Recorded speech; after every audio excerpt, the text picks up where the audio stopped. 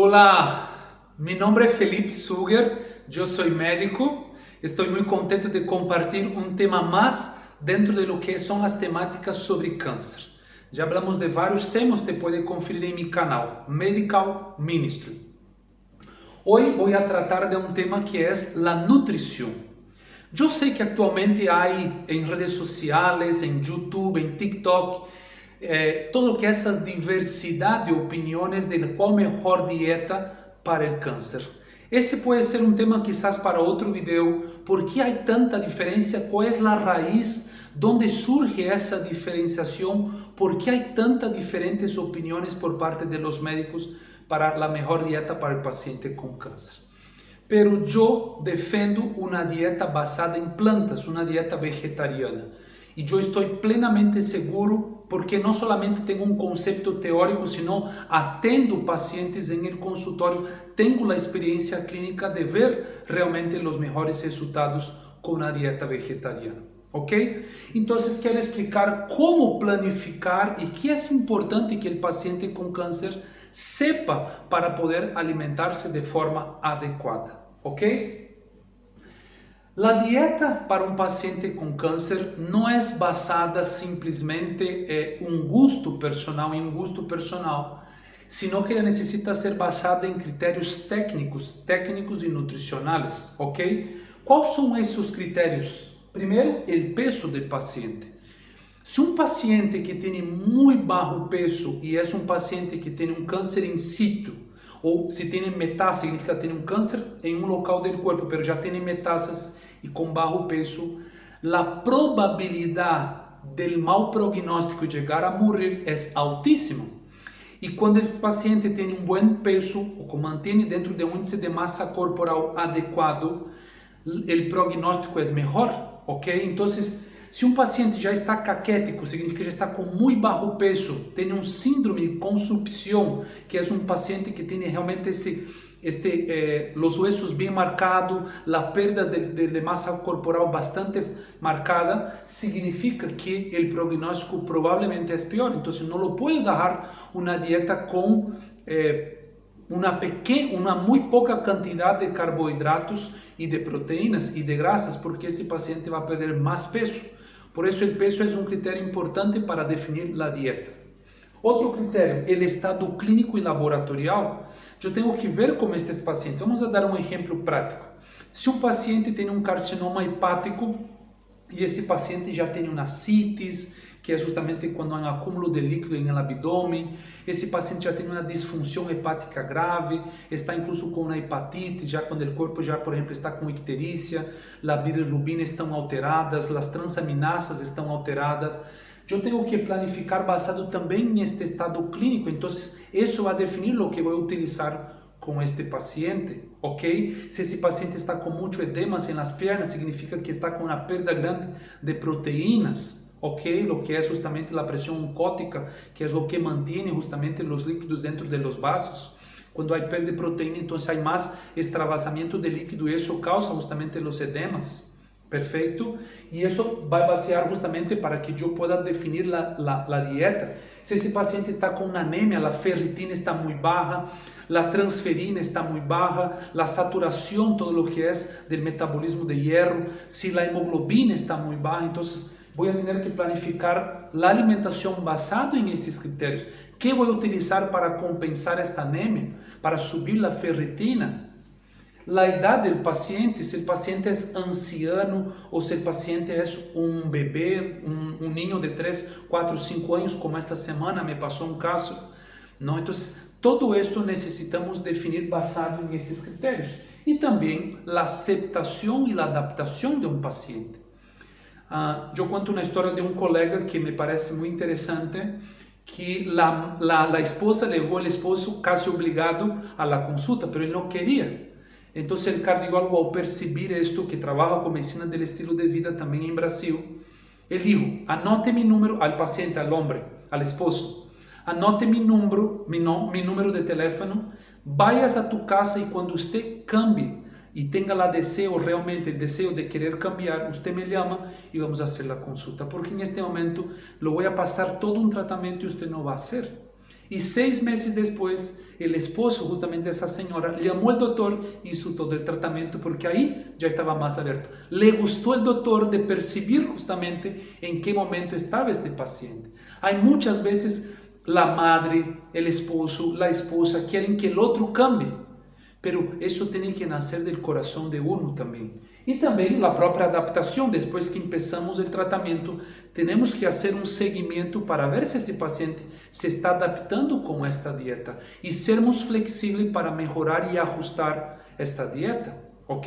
Todo esto son criterios importantes para definir una buena planificación nutricional para el paciente con cáncer.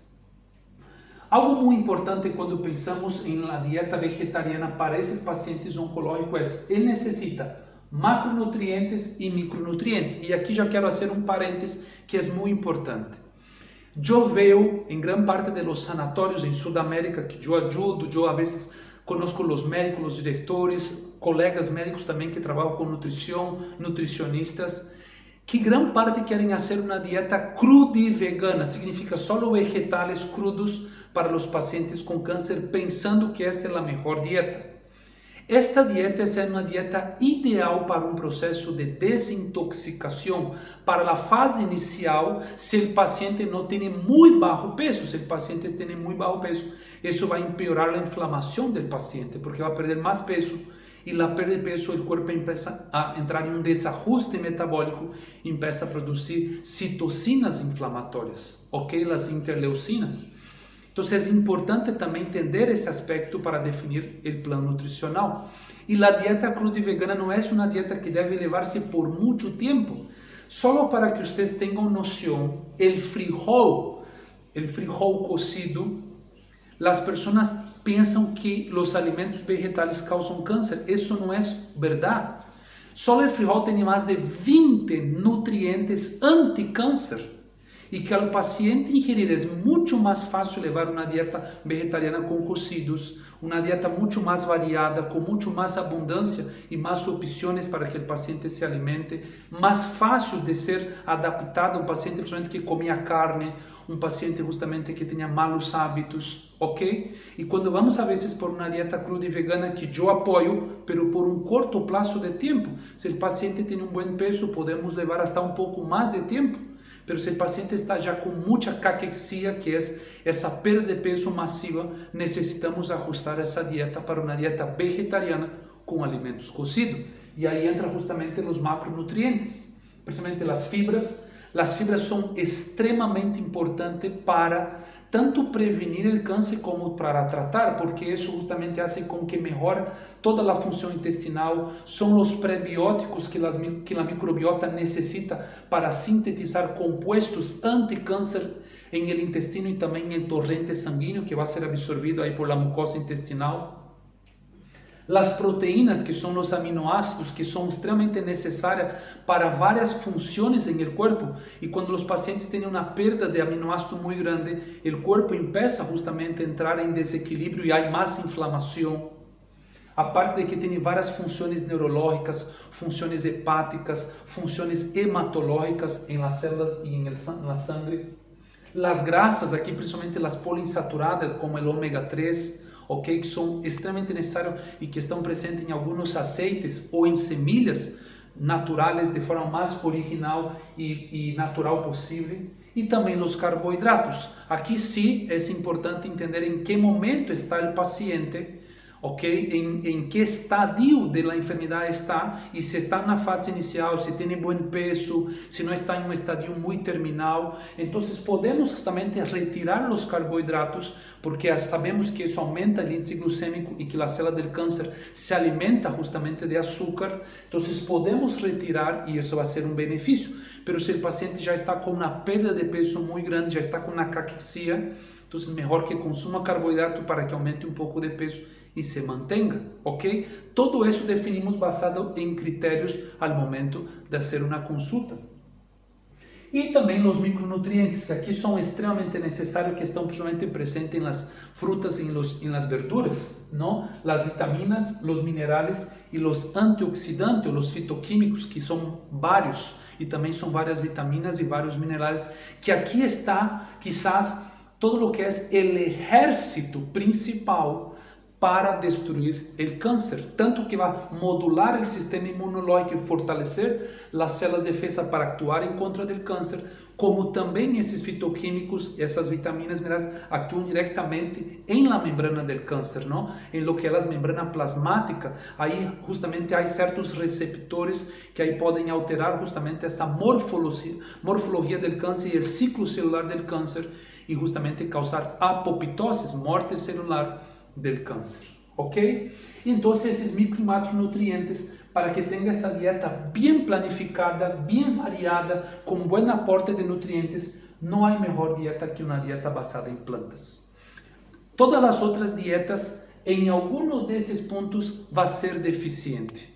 Sea, por ejemplo, en antioxidantes, sea, por ejemplo, en fibras, sea, por ejemplo, en aminoácidos. La dieta ideal que va a dar aporte suficiente con buenos antioxidantes, con buenas vitaminas, minerales y macronutrientes, es la dieta basada en plantas, la dieta vegetariana, ¿ok?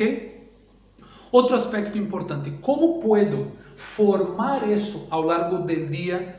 Una buena rutina nutricional, una buena alimentación para mi día que voy a tener. Entonces, las fibras que están presentes principalmente en las verduras, en las frutas y en los cereales. Las proteínas, los legumbres o las leguminosas, frijoles, lenteja, poroto, soya orgánica, okay, tofu.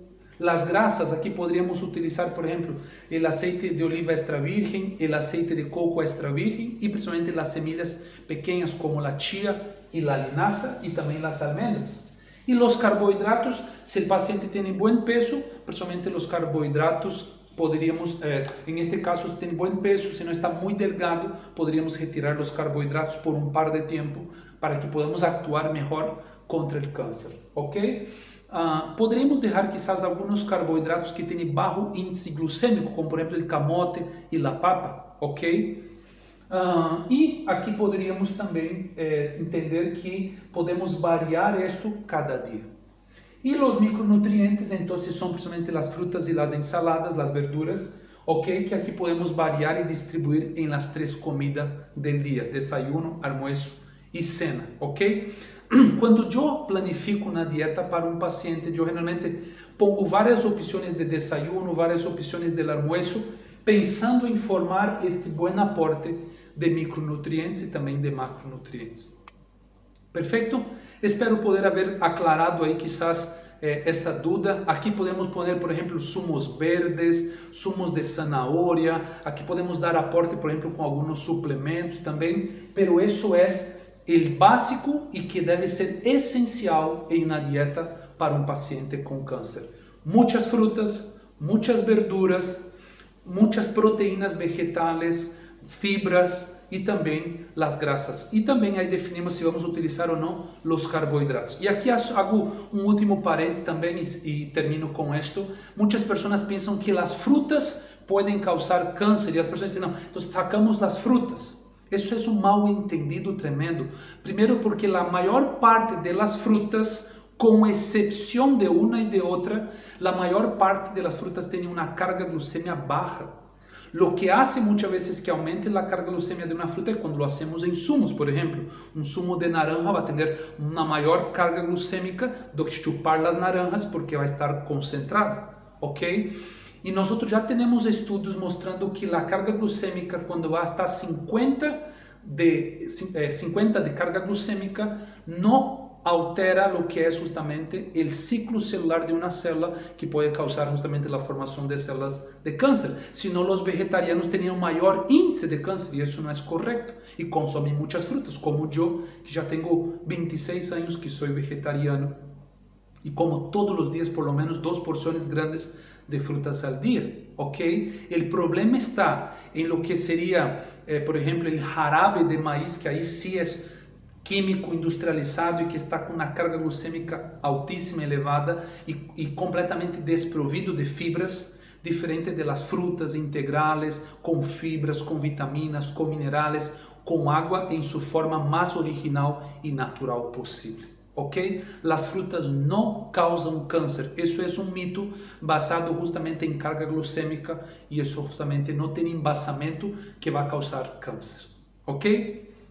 Espero poder haber ayudado. Que el Señor les bendiga.